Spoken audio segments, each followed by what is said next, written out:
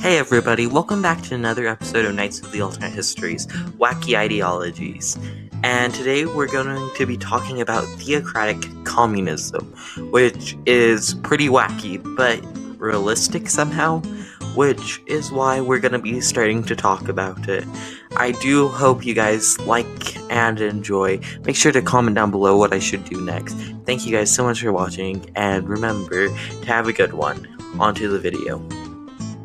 So, what exactly is Theocratic Communism?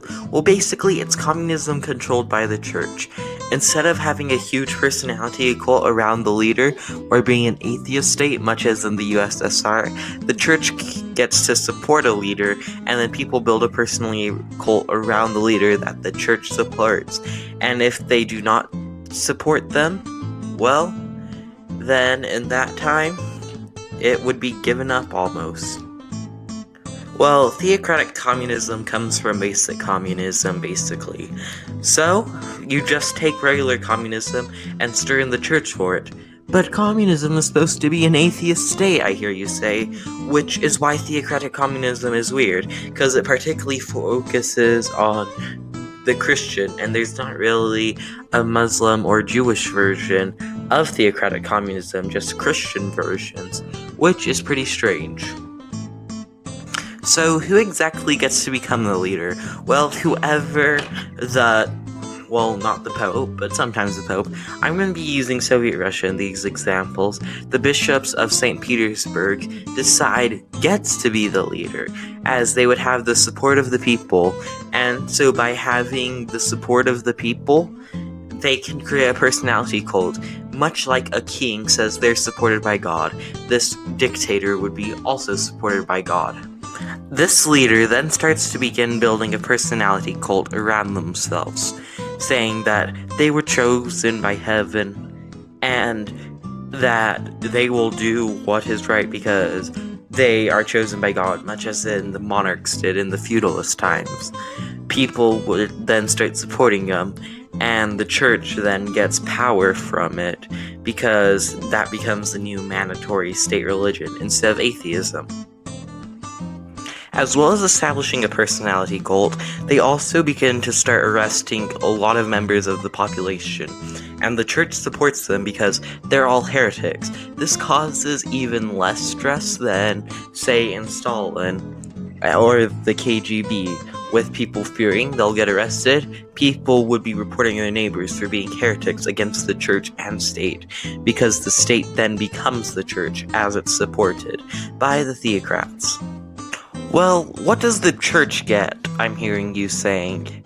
Well, the church gets power and money, which is pretty great, because using this power and money, the church influence can grow more and more, establishing other theocratic communist states, or eventually just taking over the communist society, though that is very unlikely, though, as we'll see soon, it sometimes will happen.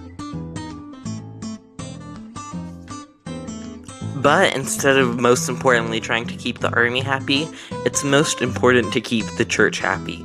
Because when the church is the state and they lose favor with you, they can support one of your rivals. And if a rival comes, he could quickly take over the enemy. Because if he takes over the enemy, then he simply wins. There's nothing you can do if the church decides to support a different ruler. Well, surely this never has been used in real life, but it has. In Munster, of all places, during the Holy Roman Empire. We'll get that when we go to the leader section, but this actually worked, and it worked pretty well, besides all of the starvation and the death, and getting sieged almost immediately. So yeah, it worked almost, and then it failed horribly and everyone was killed. So, communism. There is orthodoxy in theocratic communism, which instead of the regular theocratic communism, which is based off of the Catholic Church, it's based off of the Orthodox Church. This would likely be the church to accept this the most, as it almost happened 3 times. And yeah, if you're wondering what the 3 times are, I suggest watching The Death of Stalin. Great movie. There's Theocratic Crossroads Communism, which basically means that the church and the state are not the same, but are equally important together. Usually the state becomes the military, and the church has to support the military leaders, and the military has to support the church. This creates a sort of imperfect balance, basically, where everyone is confused on who they should follow, and it normally does not work. Then there's theocratic capitalism, basically capitalism supported by the church. Think of the US if they went theocratic instead of deciding not to have one pure state religion, but to have multiple religions, freedom of religion. And this creates a weird, almost pseudo-capitalism, which is pretty weird. Now, excuse my horrible pronunciations, but when it actually did happen in Munster, it was led by John of Leyden and Burden Knipperdoling. Once again, I'm probably pronouncing that way wrong, and I'm sorry. But what they believed was a Protestant Reformation. They ended up getting killed by the Bishop of Munster, but they still did put it into practice, and they had 1 year of prosperity. And in the Soviet Union, during the death of Stalin and Nikita Khrushchev versus Leverta Berye, I am once again pronouncing horribly, but basically this led to him wanting to gain more power, and he thought by supporting the Orthodox bishops of St. Petersburg, he could effectively run Moscow and St. Petersburg all at once. This of course failed, and he was executed. I personally don't like communism all that much, but at least it's not Cenchism. I rate this 6 out of 10, as it is a pretty wacky ideology, and it did work before, though it did fail, but you can chalk that up to a siege. Anyways, I really liked making this video. It was a fun ideology to cover and research, and who knew that Soviet Russia in an alternate timeline could have become theocratic. Oh, that was actually a pretty fun thing to play.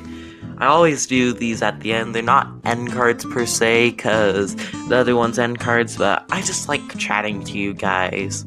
Instead of telling you to like, subscribe, I demand it. Do it now, okay? Does that work? Thank you. You should totally do it, because otherwise, you're dead to me. Wow, what a great video.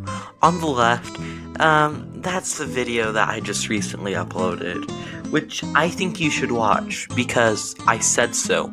On the right, well, that's a video that YouTube thinks you should watch. And I don't know if you like to rebel against the state or anything, but